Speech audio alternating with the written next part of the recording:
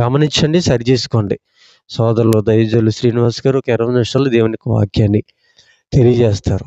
మీరు శ్రద్ధాశక్తులతో వినాలని కోరుచున్నాను.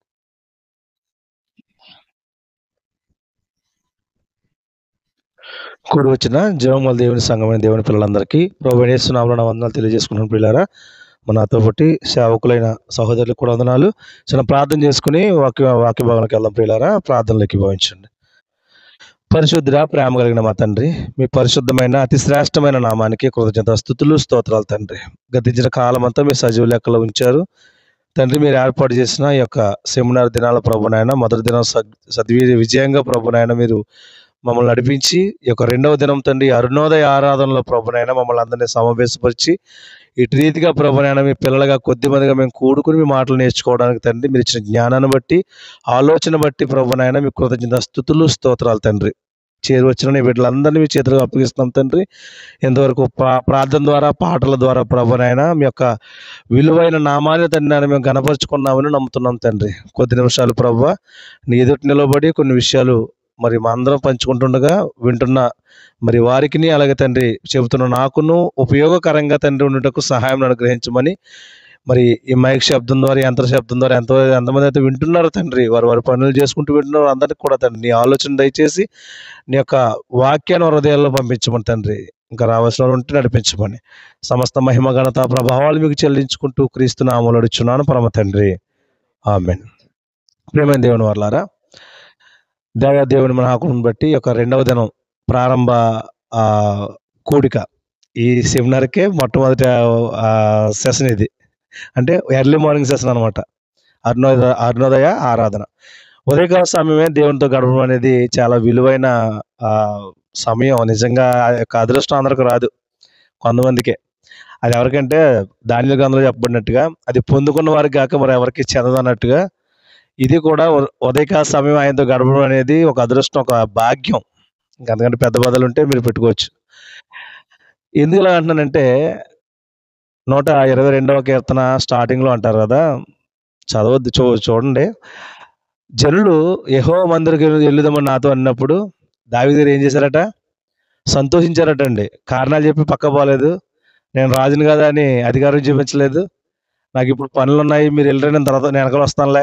చాలామంది ఏమంటారండి, ఇప్పుడు మీరు కూడా అవలోకం పిలిచే ఉంటారు, అమ్మ రండి ప్రార్థనకి వెళ్దామంటే మీరు ఏమనంటారు? మీరు వెళ్ళిపోండి వస్తాను వెనకాల అంటారు కదా. ఇంటి దగ్గర కూడా ఆదివారం చర్చి, ఈరోజు ఆదివారం కదా, చాలా మంది చర్చికి వెళ్ళే ముందు రండి ప్రార్థనకి వెళ్దాం, రండి తొందరగా రెడీ ఉంటే, నువ్వు నడిచేయి నేను వస్తాం, నడిచేయండి నువ్వు వస్తాం కదా వెనకాల అంటారు. వస్తారు ఆపడానికి తర్వాత విషయం. పిల్లలు మీరు పిలుస్తారు కానీ వాళ్ళు తర్వాత రారు, లేకపోతే వస్తారు, అది వాళ్ళ ఇష్టం. అంటే దేవుని సన్నిధి అనగానే ఒక ఇంత ఆనందం మనకు కలగాలి. ఎందుకంటే అసలు నేర్చుకునేది అక్కడ ఉంది, జ్ఞానం అక్కడ ఉంది. దేవుని సన్నిధి అంటే ఒక దైవిక వాతావరణంలో మనం ఉండడం అనేది చాలా భాగ్యం ప్రియులారా.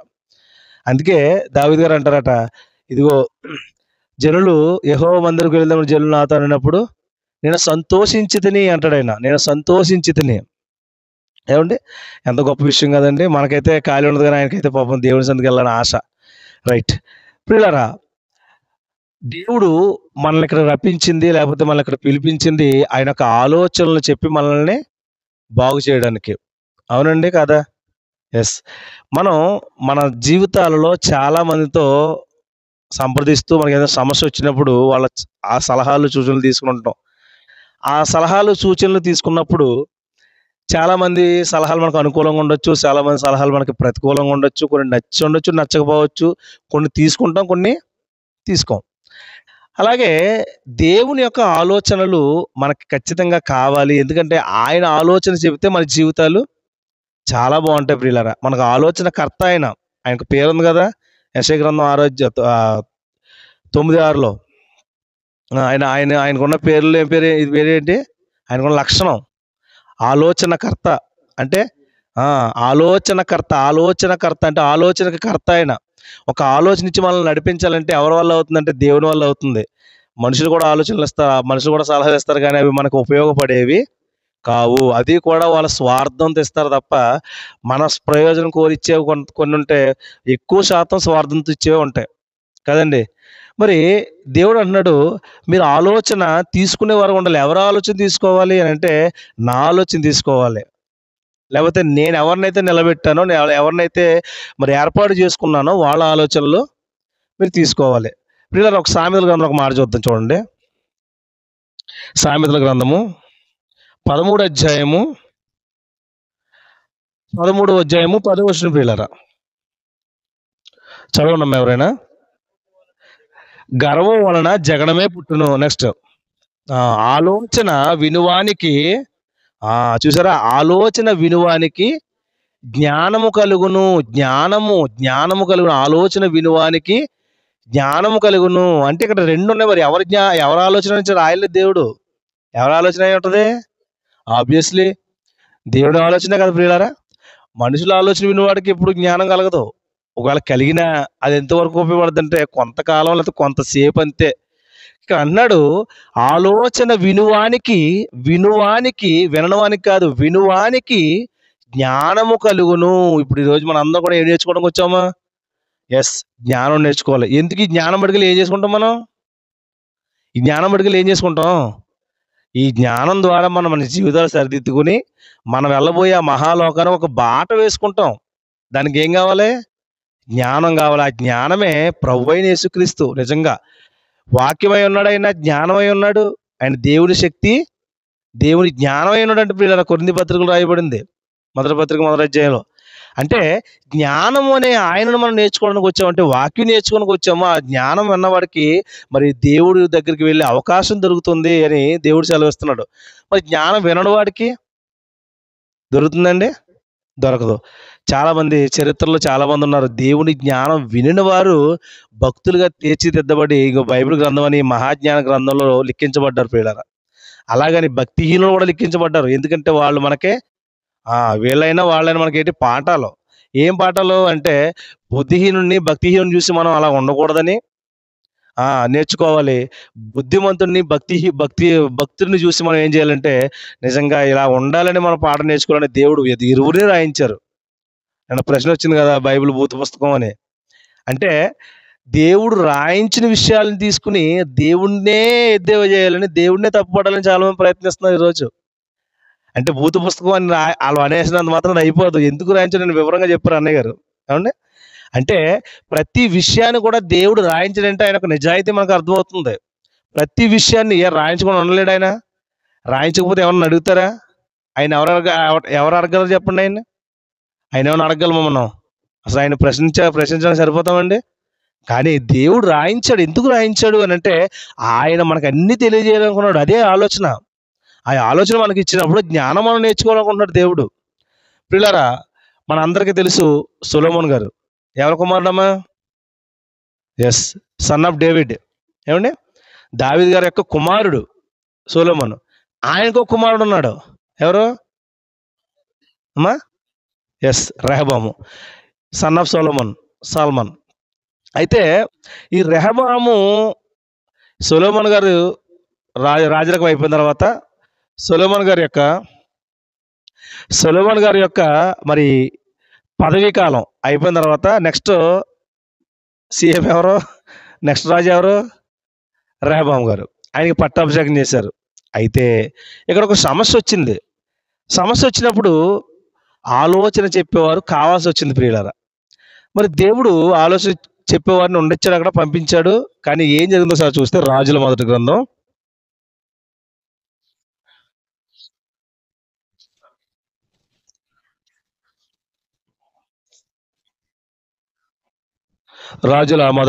12వ అధ్యాయం ప్రియులారా. రాజుల మొదటి గ్రంథం 12వ అధ్యాయము ప్రారంభించి మనం చూస్తే, రెహబాముకు పట్టాభిషేకం చేయుటకు ఇశ్రాయేలీయులందరూ శెకెముకు రాగా రెహబాము శెకెమును పారిపోయాను. నేబాతు కుమారుడు యెరోబాము రాజైన సొలొమోను నది నుండి పారిపోయి ఐగుప్తులో నివాసం చేయుచుండెను. యెరోబాము ఇంకా ఐగుప్తులో నుండి ఆ సమాచారం వినును. జనులు అతన్ని పిలుపింపగా యెరోబాము ఇశ్రాయేలు సమాజంలోకి వచ్చారు. వాళ్ళందరి కోసం ఏం చేస్తున్నారంటే, రెహబాము దగ్గరికి వెళ్తున్నారు ప్రియులారా. రెహబాము దగ్గరికి వెళ్ళి ఒక విషయాన్ని మనవి చేశారు. అక్కడ ఒక ప్రతిపాదన పెట్టారు. అక్కడ ఏంటి ఆ ప్రతిపాదన అని అంటే, కింద చూస్తే 4వ వచనం, నీ తండ్రి బరువైన కాడిని మా మీద ఉంచెను. ఏంటి బరువైన కాడి? బరువులు మోయించడం వాళ్ళ చేత అంటే వాళ్ళకి స్తోమతకు మించినటువంటి పన్నులు, వాళ్ళ స్తోమతకు మించినటువంటి ఆర్థిక భారాలు పెట్టేశాడు వాళ్ళ తండ్రి ఎవరు? సొలొమోన్ గారు. ఆయన అంటున్నారు, వీళ్ళు అంటున్నారు, మేము మీ తండ్రి వాళ్ళు చాలా బాధపడ్డాం. అంటే చాలా, అంటే యుద్ధాలు లేవు, ఆయన కాలాల్లో. కానీ ఎక్కువ పన్నులు వసూలు చేసి మరి ఆ ఆయన వీళ్ళని ఇబ్బంది పెట్టినట్టుగా మనం ఇక్కడ చూస్తాం. వీళ్ళు అంటారు కదా వచ్చి, మీ తండ్రి అయిన సొలొమోను మా మీద చాలా బరువైన కాడి పెట్టారు. ఆ కాడిని నువ్వేం చేయాలి? చులకన చేయంటే తగ్గించు, మొత్తం తీసేయమంటలేదు వాళ్ళు, కొద్దిగా తేలిక చేయను ఆయన. చాలా బాగా అడిగారు కదండి. నాకు చాలా ఈ విషయంలో చాలా నచ్చుతారు వీళ్ళందరూ. చాలా చక్కగా అడిగారు వచ్చి, నాయన ఎంత చక్కని అవకాశం అంటే రెహబాంకి, ఇదిగో ఇంత మంచి అవకాశం, మీ దాసులుగా ఉండిపోతాం మేము. ఎప్పటి వరకుని? మా జీవితాంతం ఉండిపోతాం. నీ పదవి, నీ సింహాసనం అలా కొనసాగుతుంది అన్నట్టుగా ఒక మంచి ఛాన్స్ ఇస్తారు వీళ్ళ వాళ్ళు. ఎందుకు ఒక ప్రతిపాదన తీసుకొచ్చారు, అందరూ ఒకటయ్యారు. జనం అంతా ఒకటైతే పాలకుడు ఏమవుతాడు చెప్పండి, నాయకుడు ఏమవుతాడు? ఏదైనా ప్రజలతో ఉంది కదా. ఇప్పుడు ప్రభుత్వం నచ్చకపోయింది అనుకోండి, ప్రజలందరూ కలిసి ఏకమైపోయి మళ్ళీ రీఎలక్షన్ పెట్టొచ్చా?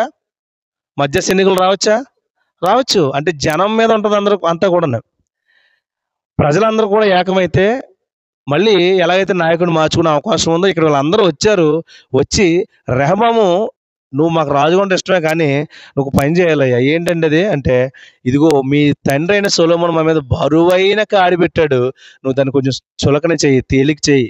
మరి అంత కట్టుకోలేకపోతున్నాం మేము, మరి అంత బాధ మేము భరించలేకపోతున్నాం అని అన్నప్పుడు, ఈయన ముందు పెట్టినట్టు ఈ ప్రతిపాదికను ఏదైతే ఉందో, చులకన చేసిన వాళ్ళు మేము మీకు సేవ చేయదుము అని అన్నారట. అందుకు రాజు అన్నారట, మీరు వెళ్ళి 3 రోజుల తర్వాత రండి. ఈలోగా ఏం చేస్తాను నేను?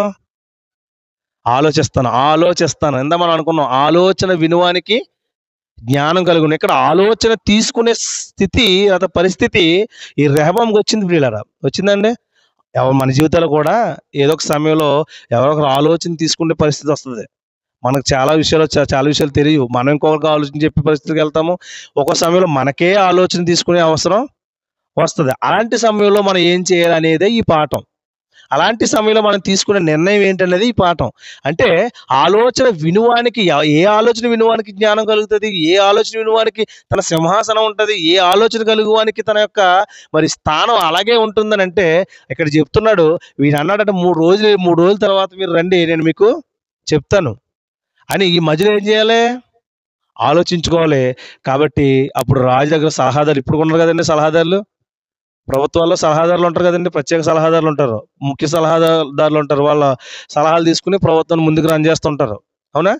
సో ఇక్కడ కూడా ఆలోచనకర్తలు ఉన్నారు ప్రియులారా. వీళ్ళు రాజు ఆస్థానంలో ఉంటూ రాజుకు మరి ఆలోచన అందించే వరకు కొంతమంది ఉన్నారు. ఇక్కడ చూస్తే మనం అప్పుడు రాజైన రెహబాము 6వ వచనం, అప్పుడు రాజైన రెహబాము తన తండ్రి అయిన సొలొమోను బ్రతికున్నప్పుడు అతని సముఖమందు సేవ చేసిన పెద్దలతో ఆలోచన చేశాడండి. ఈ జనులకు ఏమి ప్రత్యుత్తరం ఇచ్చిందని వారిని అడిగాడండి.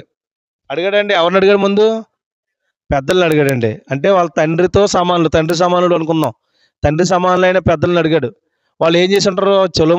సొలొమోను యొక్క సముఖంలో ఉన్నారు కాబట్టి ఆటోమేటిక్గా ఆయన యొక్క జ్ఞానం తెలుసు, ఆయన యొక్క వివేచన తెలుసు, మొత్తాన్ని చూసినాడు కదా. వీళ్ళు చాలా స్థిరంగా ఉన్నారు పిల్లలు. మంచి ఆలోచన చెప్పారు, మంచి ఆలోచన. ఎందుకంటే కొంతమంది ఆలోచనలు ఎలా ఉంటాయంటే మనల్ని బ్రతికించేలా ఉంటాయి, కొంతమంది ఆలోచనలు మనం ఉద్ధరించేలా ఉంటాయి. కానీ మనం ఏం చేయగట్లని తీసుకోం. అదే చాలా మంది చేసే తప్పు. మంచి ఆలోచన మన దగ్గరికి వచ్చినప్పుడు చాలా మంది త్రోసివేస్తారు పిల్లరా. ఇదిగో నేను ఎట్లు నీ ఉపదేశము త్రోసివేసి దాని తర్వాత బాధపడతారు మళ్ళీ. సొలొమోను గారు చెప్పినట్టుగా, నేను ఎట్లు నీ ఉపదేశమును త్రోసివేసి. ఈరోజు యవనస్తులు చాలా మంది ఉన్నారు, వాళ్ళు కూడా ఇదిగో మేము చాలా మంది చాలా ఆలోచనలు చెప్తారు, నాన్న అలా ఉండకూడదురా, ఈ తప్పు చేయకూడదు, బైక్ మీద వెళ్తున్నాం అంత వేగంగా వెళ్ళకూడదు, స్త్రీలని, వ్యామోహాలని, లేకపోతే ఇలాంటి చెడు సహవాసాలని, డ్రగ్స్ అని, సిగరెట్లని, ఇవన్నీ కూడా ఏం చేయకూడదు, అలవాటు చేసుకోకూడదు, మంచి పద్ధతి కాదు అది అని చెప్తారు. చెప్తారండి? చెప్పరు పెద్దలు, పిల్లలు, తల్లిదండ్రులు చాలా మంది చెప్పండి. చెప్తారు. మరి బిడ్డలు ఏం చేయాలి? అప్పుడు యవనస్తులు ఏం చేయాలి? ముందు వినాలి. వింటే ఏం కలుగుతుంది? అప్పుడు జ్ఞానం కలుగుతుంది, ఒక మంచి మార్గం వేసుకోవడానికి అవకాశం ఉంటుంది, ఒక మంచి జీవితం వస్తుంది వాళ్ళకి. ఇక్కడ కూడా మంచి ఆలోచన చెప్పారు. ఏం చెప్పారో చూద్దాం, చూడండి. 7వ వచనం, వారు ఈ దినముననే నీవు ఈ జనులకు దాసుడువై వారికి సేవ చేసి మృదువైన మాటలతో వారికి ప్రత్యుత్తరం ఇచ్చిన యెడల వారు సదాకాలము నీకు దాసులవుతారు. కట్టిపడేనా మాడుతున్నాడు. ఒక్క మాట చెప్పు, జీవితాంతం ఇంక్లూడింగ్ యెరొబాము ఇంక్లూడింగ్ యెరొబాము ఆ యెరొబాముతో కూడా కలిసి ఎప్పటి వరకునట, సదాకాలం నీ కాళ్ళ దగ్గర పడి ఉంటారు నాయన. నువ్వు చెప్తే ఈ ఆలోచన చెయ్యి. నువ్వు ఏం చేస్తావు అంటే, ఇదిగో ఆ ఏం చేస్తారు వాళ్ళు చెప్పినట్టు మృదువైన మాట చెప్పు. సరే మీకు ఇష్టం, మీకున్న భారాన్ని నేను తగ్గిస్తున్నాను. ఎప్పటికి బోర్డు సంపాదించారు పిల్లలు, అప్పటికే బోర్డు ఉంది. ఇంకా తగ్గించి వాళ్ళకి విముక్తి కలిగించే అవకాశం ఉందా రెహబాంకి? ఉంది. కానీ ఇక్కడ మృదువైన మాట చెప్పు, వాళ్ళ సదాకాలానికి దాసులై ఉంటారని చెప్పి ఆలోచన చెప్పారు. మంచి ఆలోచన, చెడ్డ ఆలోచన చెప్పండి. ఇది చాలా మంచిది కదండి. వింటే బాగుపడ్డా? సింహాసనం ఉంటుందా ఉండదా? బాగుంటది కదండి. 12 గోత్రాల మీద ఒక రాజు, 12 గోత్రాల మీద ఒక రాజు. కానీ ఒక రాజు అయ్యుండి తన యొక్క ఆలోచన, చెప్పినటువంటి ఆలోచన వినకుండా అజ్ఞానిగా మిగిలిపోయాడు రెహబాము. వినండి, చాలా మంచి ఆ ఆలోచన. అంటే వీళ్ళు చెప్పారు పెద్దలు. ఏం చెప్పారట? నువ్వు చెప్పి అయితే 7వ వచనం, ఈ దినం నుండి ఈ జనులకు దాసులై వారికి సేవ చేసి మృదువైన మాటలతో వారికి ప్రత్యుత్తరం ఇచ్చిన వాళ్ళు సదాకాలం నీకు దాసులు అగుదురు అని చెప్పారు. అయితే మరి లోపల ఉన్నవాడు ఏం చేస్తాడు? అజ్ఞాని అయిన అపవాది ఏం చేస్తాడు? రేపుతూ ఉంటాడు పిల్లలు. ఎవరు వదిలిపెట్టరు కదా వాడు, ఎవరిని వదిలిపెట్టడు. యవనస్తుడు, మంచి యవన ప్రాయంలో మరి రెహబాము రాజు అయ్యాడు. యవనస్తుడు ఆలోచన వినాలండి, వినకూడదా? వింటే బాగుపడతాడండి. యవనస్తులు ఆలోచన వినాలి ప్రియులారా. యవనస్తులు ఖచ్చితంగా దేవుని యొక్క ఆలోచనలో ఉండాలి. ఖచ్చితంగా దేవుడు చెప్పిన మాట వినాలి. పెద్దలు చెప్పిన ఆలోచన తీసుకోవాలి. మన క్రైస్తవ సమాజంలో కూడా యవనస్తులు చాలా మంది ఎలా తయారయ్యారంటే, మాట వినరు. నిజంగా మాట వినరు. దేవుని యొక్క ఆలోచన ఉండదు. దేవునికి చెప్పిన ఆలోచన పట్టించుకోరు. తల్లిదండ్రులు చెప్పిన మాట వినరు. ఏమనంటే ఉడుకు రక్తం అండి, ఆ ఉడుకు రక్తం బయటకు వచ్చేంత వరకు అలా ఉంటుంది. ఆ ఉడుకు రక్తం బయటకు వచ్చేస్తే కనుక ఇంకే రక్తం ఉండదు ఇంక లోపల. ఇప్పుడు కాకపోతే ఎప్పుడు ఎంజాయ్ చేద్దామండి. రారా, నువ్వు ఇప్పుడు ఎంజాయ్ చేద్దాం. ఇప్పుడు కాదు వయసు, ఎవరు మంచి యంగ్స్టర్స్ మనం, ఇప్పుడు ఎంజాయ్ చేద్దాం. ఇంకెప్పుడు ఎంజాయ్ చేస్తాం? ఇలాంటి ఆలోచన చెప్పి పనికి మాలిన వారు పక్కన ఉండబట్టి, పనికి మాలిన ఆలోచన చెప్పబట్టి ఎవరు ఈరోజు ఏం చేస్తున్నారండి? చెడిపోతున్నారు. మార్గాలు చెరిపేసుకుంటున్నారు. అజ్ఞానం వైపు వెళ్ళిపోతున్నారు. కానీ దేవుడు ఎలా చూడాలనుకున్నాడు మనల్ని? జ్ఞానవంతులుగా చూడాలనుకున్నాడు ప్రియులారా. ప్రతి విషయంలో జ్ఞానవంతులుగా చూడాలనుకున్నాడు దేవుడు మనల్ని. నువ్వు నా ఆలోచన వింటే నువ్వు జ్ఞానవంతుడు అవుతావు అని అన్నాడు. అది మనం చదివాం కదా 13:10 సామెతల గ్రంథంలో. ఆలోచన వినువానికి జ్ఞానం కలుగును. ఎస్, ఇప్పుడు ఆలోచన చేశారు. కానీ ఇక్కడ ఏం జరిగిందంటే, లోపల ఉన్న అపవాది యవనస్తుని ఏం చేశాడంటే, రెహబాముని ఏం చేశాడో చూస్తే 8వ వచనం, అయితే అతడు పెద్దలు తనలో చెప్పిన ఆలోచనను నిర్లక్ష్య పెట్టి తనతో కూడా పెరిగిన యవనులను పిలిచి ఆలోచన అడిగి వారికి ఇలాగూ ప్రశ్న వేశాను, మా మీద నీ తండ్రి ఇచ్చిన కార్యని చులకన చేయడని నాతో చెప్పుకున్న ఈ జనులకు ప్రత్యుత్తరానికి ఏం చేద్దాం అసలు ఇలా అన్నారు మన వాళ్ళు. వాళ్ళ పెద్దోళ్ళు అడిగితేనేమో పెద్దలు ఇలా చెప్పారు. మరి మనం ఏం చేద్దాం? అసలు మీరేమంటారంటే, పనికి మాలిన బ్యాచ్ అండి ఇదంతా. మామూలు బ్యాచ్ కదా. ఏ బ్యాచ్? పనికి మాలిన మోక, పనికొచ్చే మోక అది ఇది. అందుకే ఏ ఆలోచన చెప్తారో తెలుసా? నువ్వేం చేస్తావంటే, మా తండ్రిని చిటికిన వేలు ఉందనుకోండి, అంటే చిటికిన వేలు అంటే చిన్నది, అంటే నా నడుము పెద్ద అని చెప్తావు. ఏంటంటే అందుకే ఎంత భారం వేస్తానంటే ఇంకా రెట్టింపు చేస్తానని చెప్పమంటున్నారు. కింద ఉంటారు అన్నమాట. అంటే ఆలోచన, పెద్దలు చెప్పిన ఆలోచన ఏం చేశాడంట? నిర్లక్ష్య పెట్టి చాలా మంచివాడు ప్రియులారు. ఇది నిర్లక్ష్య పెట్టి ఈ మాట వింటే ఈ మాట అర్థమైతే గనక చాలా మందికి కళ్ళు తెరుచుకోవాలి. యవనస్తులు కంటే చాలా మందికి, ఇక్కడ పర్టికులర్గా యవనస్తుల గురించి చెప్తున్నాను కాబట్టి నేను మాట్లాడుతున్నాను. అంటే పెద్దలు తనతో చెప్పిన ఆలోచనను ఏం చేశాడు? నిర్లక్ష్య పెట్టిన తర్వాత ఏమవుతాడు? అభ్యర్థి చెప్పండి మీరు ఇంత మాటను బట్టి. అజ్ఞాని అవుతాడు. ఆలోచన నిర్లక్ష్య పెడితే ఏమవుతాడమ్మా? అజ్ఞాని. ఆలోచన విన్నవాడు కదా జ్ఞాని. అంతేనా? మనం ఏం చదువుకున్నాం? ఆలోచన వినువానికి జ్ఞానం కలుగును, ఆలోచన నిర్లక్ష్య పెట్టిన వానికి చెప్పని ఆపోజిట్ వాడు అజ్ఞాని. ఇంకా అందులో మనకి ఎటువంటి డౌట్ లేదు. అంటే ఇక్కడ ఆలోచన వినలేదు, వినపోతే సరి కదా, సర్లే లేదో అన్నాడు, కొద్దిగా ఒక్క క్షణం ఆలోచిస్తే సరిపోను, ఉన్నారు కదా మన మోక వాళ్ళని అడుగుదాం అనుకున్నాడు. ఇక్కడ ఆలోచనలు నిర్లక్ష్య పెట్టి తనతో పెరిగిన యవనులు అండి. ఈరోజు చాలా మంది ఎవరస్తులు అడుగుతుంటే ఎలా ఉంటే చెప్పండి, వాళ్ళకి ఏం తెలుస్తుందండి? ఆ అనుభవం ఉందా? ఎంతో జీవితం చూసి వస్తారు పెద్దలు, ఎన్నో అనుభవాలు. అది కూడా సొలొమోను సముఖం అని ఉన్నారు ఈ పెద్దలు. వీళ్ళందరూ ఎన్నో విలువైన జ్ఞానమైన పంచాయతీలు చూశారు సొలొమోను దగ్గర. ఈ పెద్దలు అనేవాళ్ళు సొలొమోను సముఖం నందు ఎంతో విలువైన జ్ఞానాన్ని నేర్చుకున్న వీళ్ళందరూ కూడా తమ తండ్రి దగ్గర, తమ తమ యొక్క రాజు దగ్గర ఎంతో విలువైనటువంటి పాఠాలు నేర్చుకుని ఒక అనుభవపూర్వకంగా ఉన్న పెద్దలు వీళ్ళందరూ. ఈరోజు అనుభవం గల పెద్దల మాటలు నిర్లక్ష్య పెట్టి మనతో తిరిగే పిల్ల బచ్చాలను అడుగుతారు. చాలా మంది అడుగుతారు, ఏం చేద్దాంరా అంటే, ఏముందిరా చేసేద్దాం, మనగడ్డేటి, మనల్ని ఎవడరా ఆపేది అంటారు అనమాట. ఏమంటారంట, మనల్ని ఎవరు ఆపేది అంటారు. అవునా, ఆపేవాడు ఉన్నాడు, మరి ఆపుతాడు. ఆ సమయానికి ఆపేయడానికి మనం నువ్వు ఆగాలి ఖచ్చితంగానే. పైన ఉంటాడు ఆయన. ఒక్క దెబ్బ కొడతాడు అంతే మెళ్ళ మీద, ఇంకేముండదు. ఇష్టానుసారంగా జీవిస్తారండి. ఇష్టానుసారంగా జీవిస్తారా యవనస్తులు? ఆలోచన పెద్దలు చెప్పిన మాట నిర్లక్ష్య పెడతారా? ఇక్కడ చేసిన ఆలోచన యవనస్తులు తమతో కలిగిన యవనస్తులు అడిగితే వాళ్ళు ఏం చెప్తారు చెప్పండి? అనుభవం లేనివాళ్ళు చేసేద్దాం, నువ్వు అలా చెప్పు, మేము చూసుకుంటాం అన్నారు అంతే. ఏం చేసేది, ఏం చూసుకుంటారండి? దేవుడి గట్ట అధికలా వీళ్ళు? దేవుడి గట్ట ఉన్న గొప్పవారా? కాదే. దేవుని మాటను నిర్లక్ష్య పెడితే, పెద్దలు చెప్పిన ఆలోచన లక్ష్య పెడితే, మరి సాక్షాత్ ఈ రోజు దేవుని మాటని నిర్లక్ష్య పెడుతున్నాం కదా మనం. తర్వాత ఏం జరిగింది? అధ్యాయం అంతా చదవండి. సింహాసనం కూలిపోయింది, 2 భాగాలు విడిపోయింది, దాసుడైన యెరొబెయాముకి వెళ్ళిపోయింది 10 గోత్రాలు. ఒక 2 గోత్రాలు మాత్రం ఇతనికి ఉన్నాయి. అంటే రాజ్యం 2గా చీలిపోయింది. అక్కడ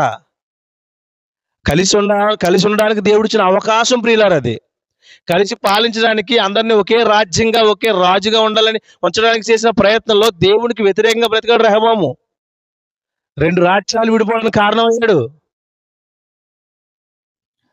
అంతకుముందు సొలొమోను గారు చేసిన పాపం కూడా దానికి కారణం అవుతుంది ప్రియులారా.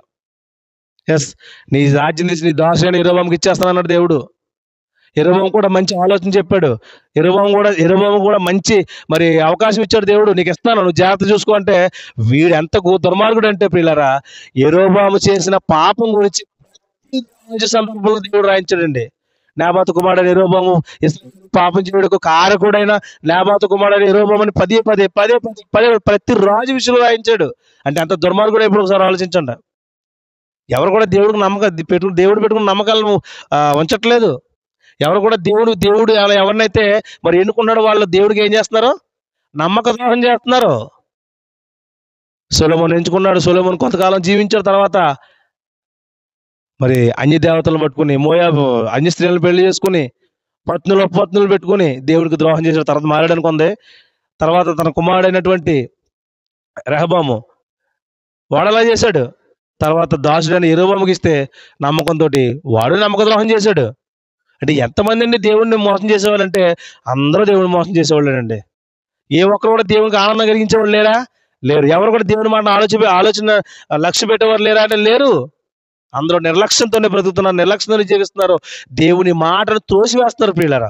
ఆయన ఉపదేశాన్ని తోసేస్తున్నారు. రోజు దేవుడు తన వాక్కులతో మనందరితో మాట్లాడతాడు. తర్వాత ఈ చరిత్ర మీరు చదువుకుని ముగించేశాను. తర్వాత చరిత్ర చదవండి మీరు.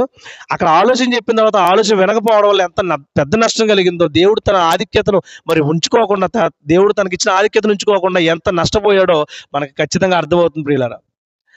కాబట్టి ఆలోచన చేయండి. దేవుడు చెప్పిన ఆలోచన విన్నవాడు జ్ఞానవంతుడు. ఈ మాట మీరు బండ గుర్తుగా పెట్టుకోండి ప్రియులారా. దేవుని ఆలోచన ఈరోజు 6 రోజులు మనం ఇక్కడికి వచ్చాం, 6 రోజుల నుంచి వాక్యాలు వింటాం. ఇదంతా ఏంటమ్మ ఇది? దేవుడు మనకి ఏదో ఒక రూపంలో చెప్తున్న ఆలోచనే కాదా? ఆలోచన. పలానా తప్పు మార్గంలో వెళ్తున్నాడు నాయన అలా వెళ్ళొద్దని ఏదో ఒక రూపంలో చెప్తాడు, ఎవరో ఒక రూపంలో చెప్తాడు దేవుడు వాక్యం ద్వారా. తప్పు నాయన, ఆ మార్గంలో వెళ్ళొద్దు, ఇక్కడికి వచ్చావు, నేను ఇక్కడ నడిపించాను సజీవంగా, నిన్ను 100 కిలోమీటర్ల నుంచి ఇక్కడికి వచ్చావు, నేను క్షేమంగా నడిపించాను నిన్ను.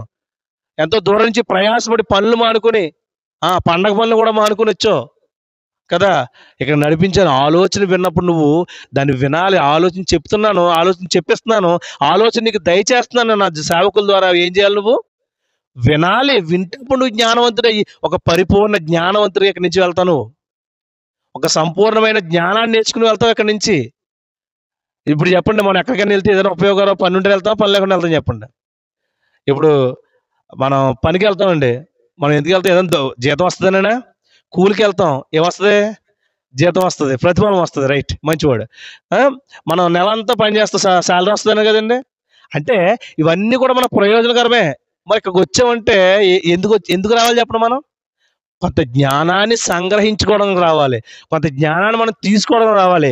ఆ జ్ఞానం రావడానికి కారణమే దేవుని యొక్క ఆలోచన, సృష్టికర్త ఆలోచన, సర్వోన్నతుడైన మన తండ్రి ఆలోచన. ప్రియులారా, మనందరం కూడా ఆలోచన కలిగి జ్ఞానవంతులుగా ఉండాలన్నది దేవుని కోరిక. అజ్ఞానం ఉండడం అసలు ఇష్టం లేదండి.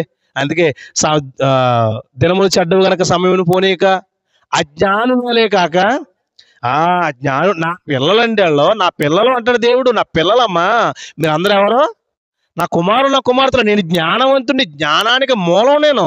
మీరు అందరూ ఎలా ఉండాలి? జ్ఞానవంతులు ఉండాలి. ఆబ్వియస్లీ మనం కూడా అలాగ అనుకుంటాం కదా పిల్లలు. మన పిల్లలు ఎలా ఉండాలనుకుంటాం? నాకులాగా ఉండాలండి నా పిల్లలు. మన తెలివి తక్కువలైనా తెంగలోనైనా కానీ అలాగ అనుకుంటాం.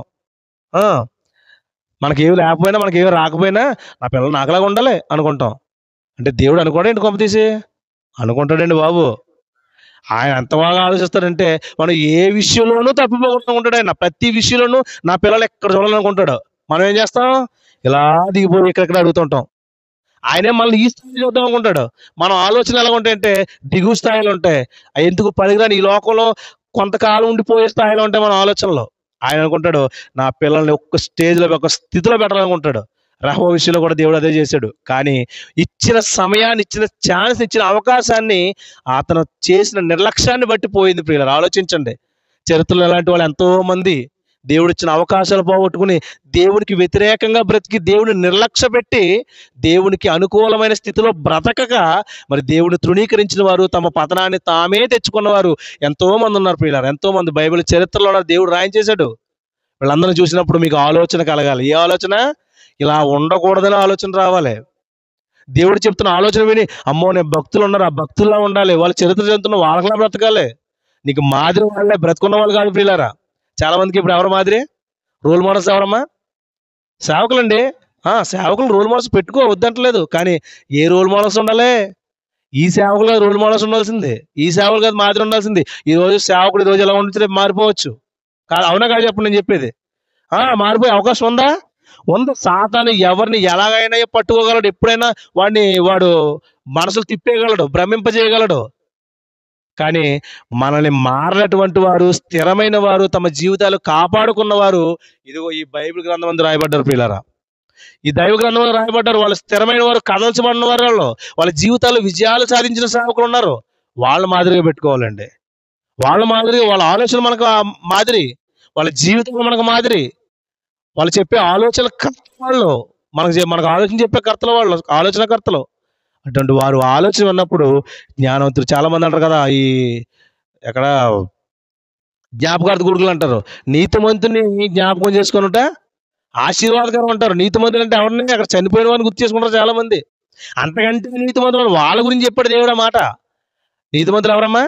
దేవుని కోసం బ్రతికి, ఉన్నతంగా బ్రతికి, తమ జీవితాలను కష్టమైన, నష్టమైన, ఇరుకైన, ఇబ్బంది అయినా, శోధ అయినా, శ్రమైన, కరువైన, ఖడ్గమైన, జాగరణమైన, ఉపవాసమైన, చావుకు ఎదురెళ్ళినా, ఖడ్గం వచ్చి మెడమే పడిపోయినా, ఇవన్నీ కూడా భరించి తమ జీవితాలు ఉన్నతంగా దేవుని కోసం బ్రతిగా చూశారు. హతసాక్షులుగా మారిపోయారు చాలా మంది.